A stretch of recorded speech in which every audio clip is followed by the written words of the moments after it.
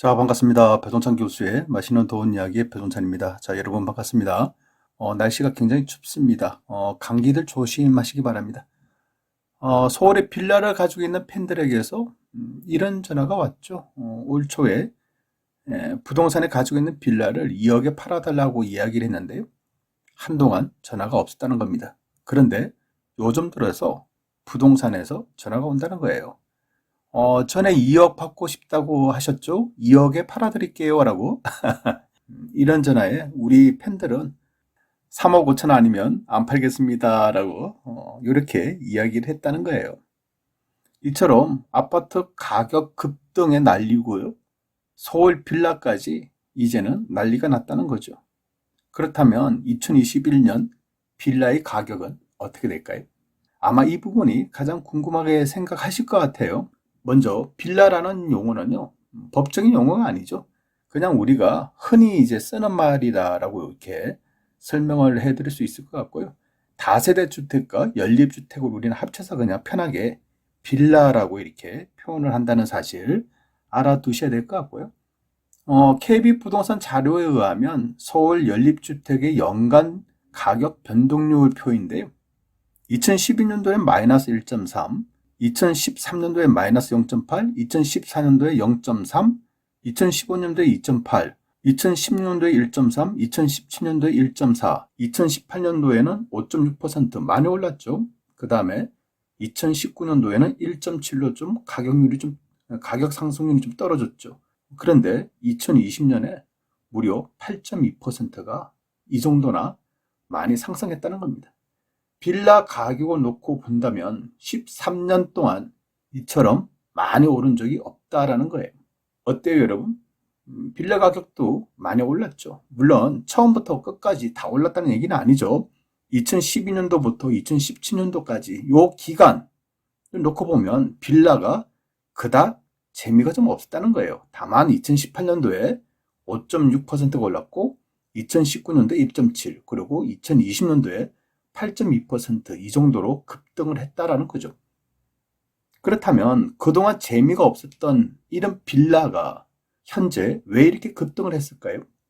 그러한 이유를 제가 보는 관점에서 설명을 해드린다면, 첫 번째로 본다면 빌라는 아파트의 대체재이기 때문이죠. 여기서 말한 대체재라는 것은 하나의 재화의 가격이 상승하면 다른 재화의 수요량이 증가한다는 얘기예요.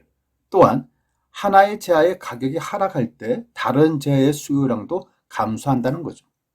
즉, 소고기 가격이 갑자기 많이 올랐어요. 그러면 사람들은 소고기 대신 돼지고기를 많이 사 먹겠죠.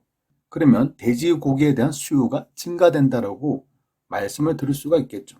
따라서 아파트 가격이 많이 올랐으니까 사람들이 현재의 돈으로 비싼 아파트를 사지 못할 거 아닙니까? 따라서 빌라를 산다라고 이렇게 설명을 해드릴 수가 있겠죠. 두 번째로 본다면 전세 가격 급등이라고 말씀드릴 수가 있을 것 같아요. 이거 문제죠. 임대차 3법 중에서 계약갱신 청구권의 기한, 임대차 기간이 2년에서 4년으로 늘어난 거 아닙니까? 그러다 보니까 전세 매물이 그냥 전세 시장이 그냥 잠길 수밖에 없겠죠. 즉, 전세 매물이 부족하게 됨으로써 전세 가격이 급등한다라고 말씀을 드릴 수가 있겠죠. 따라서 아파트에 전세를 들어가지 못하는 사람들이 빌라 쪽으로 전세에 들어가기 위해서 노력하는 거 아니겠어요?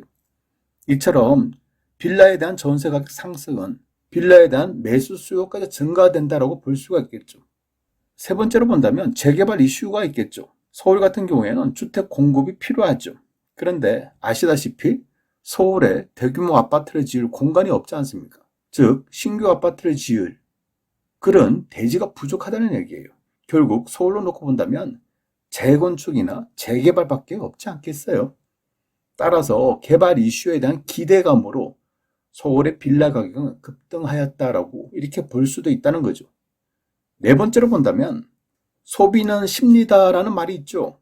어떻게 보면 이 말이 모든 것을 다 말해주는 것 같아요. 소비는 심리다. 맞아요. 심리죠. 오를 것 같으면 사는 거예요. 떨어질 것 같으면 어떻게 할까요? 팔겠죠. 즉 소비는 심리인 거죠. 아파트를 못 사니까 빌라라도 사야 되겠다. 이런 심리가 있지 않겠어요? 따라서 빌라라도 내 집 마련을 해야 되겠다. 또는 아파트 대신 빌라라도 사두자. 그리고 이거 혹시 재개발이라도 된다면 대박이라는 거죠. 이러한 심리에 의하여 빌라의 가격이 올라가고 빌라의 거래량이 증가되는 곳으로 볼 수가 있다는 거죠. 그렇다면 빌라 가격에 대한 전망 어떻게 될까요? 저 개인적인 생각으로는 이러한 빌라에 대한 수요가 한꺼번에 꺼지기는 좀 어려울 것 같아요. 아니, 빌라에 대한 수요가 꺾이기 위해서는 아파트에 대한 수요가 꺾여야 될 거 아닙니까? 아파트 가격이 하락하면 빌라의 수요 또한 꺾일 수밖에 없다는 얘기겠죠. 앞서 제가 이야기해드렸죠. 아파트의 대체적으로 빌라는 움직인다는 사실. 지금 상황에서 본다면, 또한 내년도 상황에서 본다면 정부의 아주 특별한 부동산 대책이 아니고서는 이러한 심리가 쉽게 꺾일 것 같지는 않다는 거죠. 따라서 내년도에도 빌라의 가격은요, 상승할 가능성이 있어 보인다는 얘기입니다.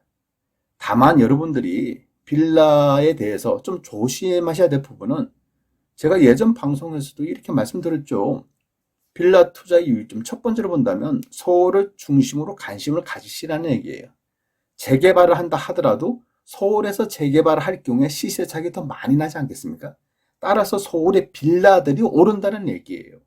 두 번째로 본다면 지방의 빌라는 조심하셔야 된다는 얘기겠죠. 지금 지방에 살고 계신다면 지방의 빌라 가격은 어때요?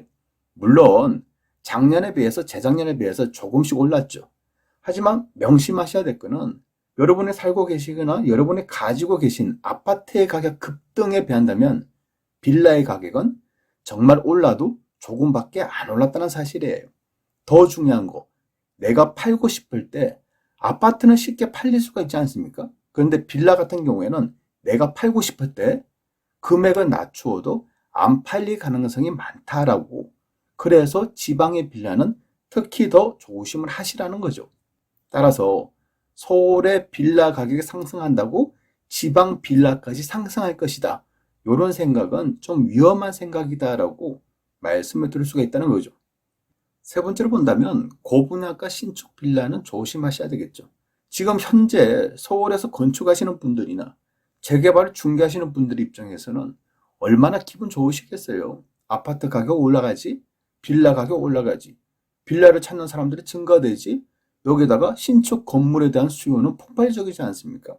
따라서 웬만한 지역에 그냥 땅을 사서 신축 빌라를 짓고 고분양가 빌라를 분양하지 않겠어요? 그렇지 않습니까? 이게 어떻게 보면 눈에 보이는 현상들이잖아요. 네 번째로 본다면 대체제는 역시 대체제일 뿐이라는 거죠. 빌라가요, 아파트가 될 수가 없다는 얘기입니다. 아파트의 입지 여건이나 주거 편리성이나 환경이나 브랜드 가치나 이런 의미로 본다면 빌라가 아파트를 결코 따라잡을 수가 없다는 얘기입니다. 따라서 부동산 경기가 하락할 경우에는요, 아파트는 가격에 대한 하방 경직성이 있어요. 어느 정도 가격을 저항해요. 내가 이 아파트 6억 주고 샀는데 지금 시세가 5억이라고 나 5억에 안 팔어. 6억 될 때까지 나 안 팔어. 이렇게 가격에 대한 하방 경직성이 있는데 빌라 같은 경우에는 아파트에 비해서 가격에 대한 하방 경직성이 그다지 많지가 않다는 사실입니다.